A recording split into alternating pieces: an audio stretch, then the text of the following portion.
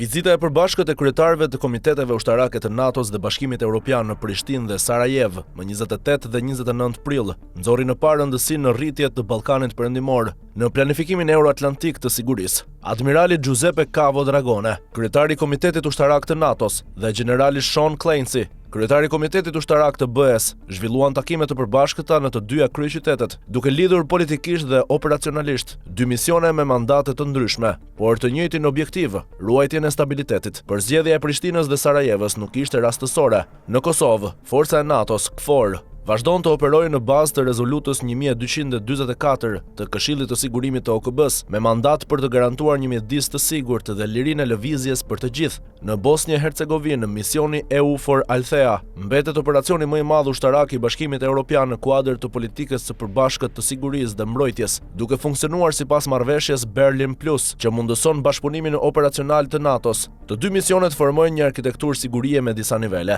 NATO mban rolin kryesor në parandalimin ushtarak dhe stabilizimin në Kosovë, ndërsa Bashkimi Evropian mbështet stabilitetin institucional dhe operacional në Bosnjë-Hercegovinë. Prania e përbashkët e të dy drejtuesve ushtarak i riktheu të dy misionet në të njëjtin kuadër strategjik, në një kohë kur siguria evropiane po ndikohet nga lufta në Ukrainë, paqëndrueshmëria në lindjen e mesme dhe debatet mbi forcimin e kapaciteteve mbrojtëse të Evropës. Në Prishtinë, dy zyrtarët u informuan nga komandanti i KFOR-it, General Major Oskan Ulutas, mbi situatën operative dhe zhvillimet e fundit në terren. Prania e një komandanti turk në krye të KFOR-it nënvizon rolin aktiv të Turqisë në misionin e NATO-s në Kosovë. Takimet me kryeministrin e Kosovës Albin Kurti, ministrin e mbrojtjes Ejup Maqedonci dhe komandantin e forcës së sigurisë së Kosovës Bashkim Jashari i dhan vizitës edhe një dimension politik. Admirali Giuseppe Cavo Dragone theksoi se KFOR-i vazhdon të zbatojë mandatin e tij sipas rezolutës, duke kontribuar në krijimin e një mjedisi të sigurt dhe të lirisë së lëvizjes në mënyrë të paanshme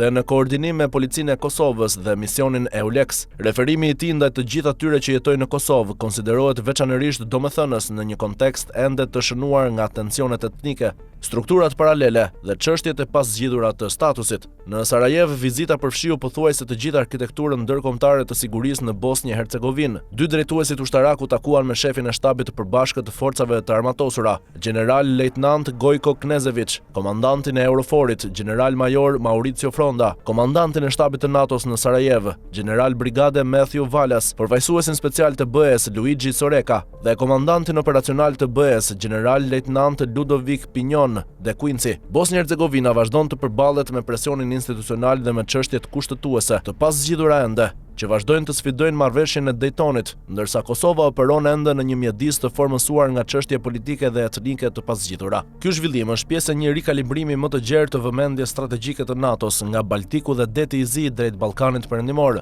Pushtimi rus i Ukrainës ka ndryshuar llogaritjet e sigurisë në Evropë, ndërsa tensionet në lindjen e mesme po shtojnë presionin mbi krahun jugor të aleancës. Në këtë kontekst, Ballkani Perëndimor nuk shihet vetëm si një zonë për menaxhimin e pasojave të konflikteve të së kaluarës, por si një hallk kritike e sigurisë evropiane dhe euroatlantike. Lidhja mes misioneve të Kosovës dhe Bosnjë-Hercegovinës dhe përpjekjeve më të gjera për forcimin e krahut juglindor tregojnë një qasje më koherente strategjike. Deti i Zi, Ballkani Perëndimor dhe Evropa Qendrore formojnë tashmë një hark më të gjerë interesi strategjik ku prania ushtarake, stabiliteti institucional dhe parandalimi politik funksionojnë në mënyrë plotësuese. Vizita në Prishtinë dhe Sarajev nuk i ndryshon në vetvete mandatet e KFOR-it dhe EUFOR Altheas. Megjithatë, kjo konfirmon se NATO dhe Bashkimi Evropian po kërkojnë koordinim më të afërt në rajon, ku çështjet e brendshme të paszgjidhura vazhdojnë të mbeten të hapura dhe ku presionet e jashtme janë në rritje. Për Ballkanin Perëndimor, mesazhi është se stabiliteti nuk trajtohet më vetëm si një çështje lokale, por si pjesë integrale e sigurisë evropiane.